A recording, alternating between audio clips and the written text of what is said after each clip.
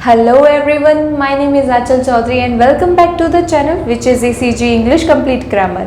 ये टेंस का पार्ट 6 है और पास्ट इंडेफिनिट टेंस की थर्ड क्लास।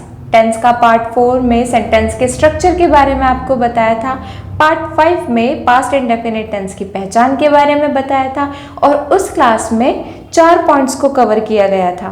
कौन से हैं वो पॉइंट्स, वो देख लेते हैं। Past story, past finished action, past routine action, past habitual action. अब हम 5th पॉइंट को देख लेते हैं। पास्ट स्टेट, जिन सेंटेंस में ना तो वर्ब होती है और ना कोई एक्शन होता। इन सेंटेंस में सब्जेक्ट के साथ वॉज और वर का यूज होता है। सब्जेक्ट की क्वालिटी, गुण, क्लास, वर्ग, आइडेंटिटी, पहचान और पास्ट की स्टेट, पास्ट की अवस्था बताने के लिए। For example, I was a teacher, मैं एक टीचर थी। इससे आपको पास्ट के आइडेंटिटी के बारे में पता चल रहा है, बीत गए टाइम की पहचान के बारे में पता चल रहा है। मैं एक टीचर थी, अब नहीं हूँ। टीचर आइडेंटिटी है, पहचान है। ये सेंटेंस पास्ट में है। अब टीचर से तो ये नहीं पता चलता कि ये सेंटेंस पास्ट का है, ये पास्ट की आइडेंटिटी के बारे में बता रहा है। इसका पता हमें चलता है वॉज और वर से। वॉज, वर का यूज पास्ट के लिए होता है, था, थी, थे के सेंस में। आई वॉज इल, मैं बीमार था, पास्ट की अवस्था है, पास्ट स्टेट है। इल, बीमारी, वॉज, था। ही वॉज पुअर, वह गरीब था। यहाँ आर्थिक स्थिति के आधार पर किसी की क्लास का, वर्ग का पता चल रहा है। पुअर, गरीब, क्लास है, वॉज, था। तो इस तरीके से ये पास्ट में चला जाता है कि ही वॉज पुअर, वह गरीब था। अब यहाँ पर 2 पॉसिबिलिटीज बनती है। पहली, वह गरीब था, पता नहीं शायद वो अभी मर चुका हो। ठीक है, अगर हम इसमें टाइम ऐड कर दें तो इससे हमें पता चल जाता है कि वो इंसान अभी भी जीवित है। He was poor when he lived in Delhi. वह गरीब था जब वह दिल्ली में रहता था। ये किसी जीवित इंसान की पास्ट की अवस्था, क्लास के बारे में पता चल रहा है। ठीक है, और ये किसी जीवित इंसान की है, ये हमें किससे पता चला है? पॉइंट ऑफ टाइम से, जब वह दिल्ली में रहता था। ये पॉइंट ऑफ टाइम है। अब सेकेंड लिस्ट में आता है वो सेंटेंसेस जिनमें वर्ब तो होती है पर कोई एक्शन नहीं हो रहा होता। नहीं हो रहा होता, इस बात पर फोकस करें। एग्जाम्पल्स देख लेते हैं। आई सॉ यू, मैंने तुम्हें देखा। सॉ वर्ब है, देखने का काम भी हुआ। पर क्या आप इस सेंटेंस को कॉन्टिन्यूस टेंस में फॉर्म कर सकते हो? चलिए करके देख लेते हैं। आई वॉज सीइंग यू, ये क्या हुआ? तो गलत हो गया ना। सो इस टेंस में वो वर्ब्स आती हैं जिनको यूजुअली इंग फॉर्म में यानी कि आईएनजी फॉर्म में फॉर्म नहीं कर सकते, जो जारी अवस्था में नहीं रह सकती। ये वर्ब्स होती हैं नॉन प्रोग्रेसिव वर्ब्स या स्टेटिव वर्ब्स इनको कहते हैं। आगे के एग्जाम्पल्स देखते हैं। वी न्यू द सॉन्ग, हम ये गाना जानते थे। ही स्टॉप्ड द कार, उसने गाड़ी रोकी। अब इसके बहुत ही इम्पोर्टेंट और बहुत इंटरेस्टिंग पार्ट को देख लेते हैं। आपने देखा वर्ब की सेकेंड फॉर्म यानी कि V2 का यूज पास्ट इंडेफिनिट टेंस के लिए होता है। अब V2 के कुछ और भी यूज देख लेते हैं। अगर कभी सेंटेंस की starting it's time, it's high time, it's about time से होती है तो ऐसे सेंटेंस में वर्ब की सेकेंड फॉर्म का यूज होगा। बट इट्स टाइम के बाद टू प्लस V1 यानी कि इन्फिनेटिव का भी यूज हो सकता है, सिर्फ इट्स टाइम के साथ में।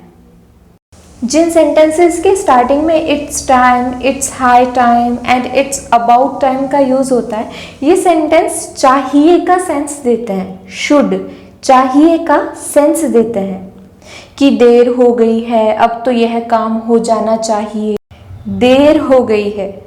इन तीनों में टाइम की शॉर्टेज तो दिखाई देती है, परंतु इन तीनों में बहुत हल्का सा फर्क है। उस फर्क को हम देख लेते हैं। इट्स टाइम के बारे में बात कर लेते हैं। इट्स टाइम के बाद टू प्लस V1 इसका यूज़ होता है, यानी कि इन्फिनेटिव का यूज़ होता है। अभी टाइम हाथ से नहीं निकला, अभी देर नहीं हुई।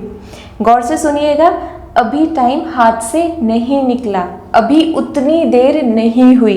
ये परफेक्ट टाइम है। अगर काम अभी तक स्टार्ट नहीं किया था तो अब स्टार्ट कर देना चाहिए। For example, it's time to do something, ये टाइम है काम को करने का। इट्स टाइम टू स्टडी, ये टाइम है पढ़ने का। इट्स टाइम टू रन, ये टाइम है भागने का। चोर होता है ना, तो उन्हें पता है कि अब पुलिस उनको पकड़ने वाली है, इससे पहले पुलिस आए तो तुम लोग निकल लो, तो यही टाइम है भागने का। सेकेंडली इसमें आता है इट्स टाइम के बाद सब्जेक्ट के साथ V2 का यूज हो, तो टाइम निकल गया है, देर हो गई है, काम हो जाना चाहिए था अभी तक पर नहीं हुआ, पर फिर भी एक मौका या टाइम लो और काम को पूरा कर लो। जैसे कि जब एग्जाम आने वाले होते हैं, सही टाइम पर आपने पढ़ना स्टार्ट नहीं किया था, जिस टाइम मम्मी ने बोला था कि इट्स टाइम टू स्टडी, ये टाइम है पढ़ने का, बेटा पढ़ लो, पर आप नहीं पढ़े। तो जहाँ पहले आपके पास जब इट्स टाइम टू स्टडी था, आपके पास पूरा साल था, अब वहाँ पर अब 6 महीने आपके पास रह गए हैं। तो अब मम्मी क्या बोलेगी, इट्स टाइम यू स्टडी, कि तुम ऑलरेडी लेट हो पर अभी भी इतनी देर नहीं हुई है, तुम्हें पढ़ लेना चाहिए। It's time you study, it's time you left, time हो गया है, तुम्हें निकल जाना चाहिए। इसका एग्जैक्ट मीनिंग यही आएगा, टाइम हो गया है, तुम्हें निकल जाना चाहिए, टाइम हो गया है, तुम्हें पढ़ लेना चाहिए। चाहिए यानी शुड। तो जब चाहिए का सेंस आ रहा है इन सेंटेंसेस के एंड में, तो हम शुड का यूज कर सकते हैं। देख लेते हैं इसको। It's time you should leave, time हो गया है, तुम्हें निकल जाना चाहिए, पर यह गलत है।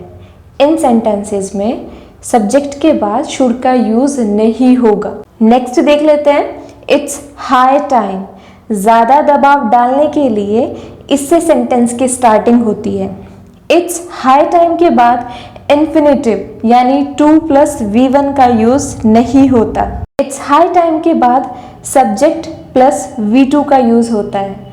जब टाइम बिल्कुल निकल गया हो, बहुत देर हो गई हो, काम हो जाना चाहिए था पर नहीं हुआ। तो पहले तो एग्जाम के लिए आपके पास 6 मंथ बचे थे, पर अब उनमें से सिर्फ 2 ही मंथ आपके पास रह गए हैं। अब आपके पास एक आखिरी मौका या टाइम है, तलवार बिल्कुल आपके सर पे लटक रही है, करो या मरो वाला हाल है। तो अब मम्मी क्या बोलेगी, जब 2 ही महीने आपके पास बचे हैं, तो it's high time you study, कि टाइम बहुत हो गया है, तुम्हें पढ़ लेना चाहिए।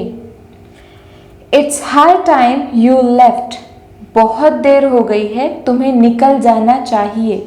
It's about time, high time की तरह ही ज़्यादा दबाव डालने के लिए इससे सेंटेंस की स्टार्टिंग होती है। इट्स अबाउट टाइम के बाद भी इन्फिनेटिव यानी टू प्लस V1 का यूज़ नहीं होता।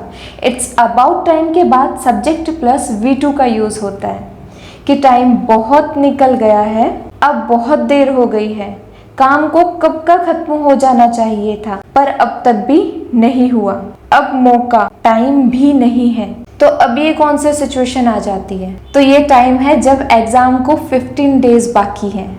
अब मम्मी क्या बोलेगी, नालायक अब तो तू फेल होगा, देख लेना। पर लेजेंड्स की बात अलग है, वो क्या बोलेंगे एग्जाम के एक दिन पहले ही, it's about time I studied, अब बहुत देर हो गई है, मुझे पढ़ना चाहिए।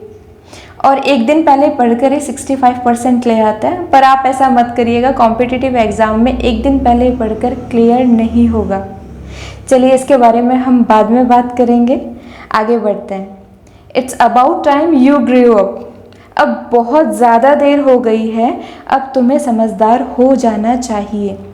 It's about time you left, अब बहुत देर हो चुकी है, तुम्हें निकल जाना चाहिए। सो पास्ट इंडेफिनिट यहीं पर ख़त्म होता है। पर इसकी एक छोटी सी टर्म है, यूज़ ऑफ डू, डज और डिड के बारे में भी मुझे बताना था, वो मैं इस क्लास में आपको नहीं बता रही हूँ, आप कंफ्यूज ना हो जाएं इसलिए। इसके लिए मैं एक सेपरेट वीडियो इसके तुरंत बाद एक वीडियो डालने वाली हूँ, देख लेना, वो बहुत इंपॉर्टेंट है। पॉजिटिव अफर या अफर्मेटिव सेंटेंस भी जिनको बोलते हैं, इनमें डू, डज, डिड का यूज़ कैसे होता है वो आप उसमें देखेंगे। ये टेंसेस का ही पार्ट है जो मैं आपको नेक्स्ट क्लास में कराने वाली हूँ। सो ये वीडियो आपको थोड़ा भी पसंद आई हो, इसमें आपको कुछ भी नया और अच्छा सीखने को मिला हो, तो इसको लाइक, शेयर और चैनल को सब्सक्राइब करना ना भूलिए।